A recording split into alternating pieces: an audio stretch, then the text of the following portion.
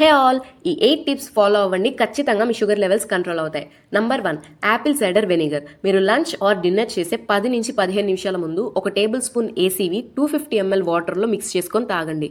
ఇది carbs digestion slow చేస్తుంది, sugar బ్లడ్లో స్లోగా ఎంటర్ అవుతుంది. గ్యాస్ ఉన్న వాళ్ళు తీసుకోవద్దు, ఖాళీ కడుపుతో తీసుకోవద్దు, స్ట్రా వేసుకొని తాగండి, టీత్ ఎనామిల్ దెబ్బతిందు. ఇది తీసుకోవాలా వద్దా అనే డౌట్ ఉంటే ఒకసారి మీ డాక్టర్ని అడగండి. నంబర్ 2, ఫుడ్ ఆర్డర్ ఫాలో అవ్వండి.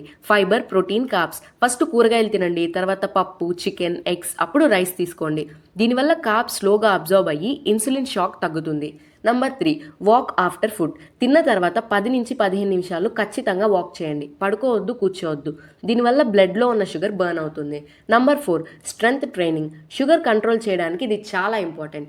ఎందుకంటే షుగర్ని బర్న్ చేయగలిగే మెయిన్ టిష్యూ మజిల్ మాత్రమే.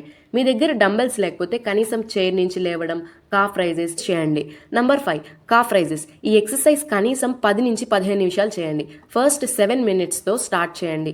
తిన్న తర్వాత ఈ ఎక్సర్సైజ్ చేస్తే సోలియస్ అనే మజిల్ యాక్టివేట్ అయ్యి 52% షుగర్ స్పైక్ తగ్గుతుంది. ఇది ఆఫీస్లో కూడా చేసుకోవచ్చు.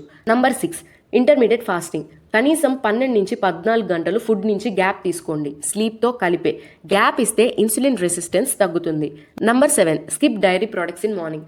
మిల్క్ అండ్ మిల్క్ ప్రోడక్ట్స్లో IGF అనే మాలిక్యూల్ ఉంటుంది. పొద్దున్నే కాఫీ, టీ తాగితే ఈ మాలిక్యూల్ ఇన్సులిన్తో ఇంటర్ఫియర్ అయ్యి షుగర్ స్పైక్ అవుతుంది. Number 8, refrigerate cooked rice. వండిన అన్నాన్ని 8 to 12 hours ఫ్రిడ్జ్ లో పెట్టి మార్నింగ్ తినండి. దీనివల్ల రెసిస్టెంట్ స్టార్చ్ అనేది ఫామ్ అయ్యి షుగర్ స్లోగా డైజెస్ట్ చేస్తుంది. హోప్ ఈ టిప్స్ మీకు హెల్ప్ అవుతాయి అనుకుంటున్నాను. ఇంకా ఇలాంటి ఇన్ఫర్మేషన్ కావాలంటే like, share, comment and subscribe to our channel ocean of info.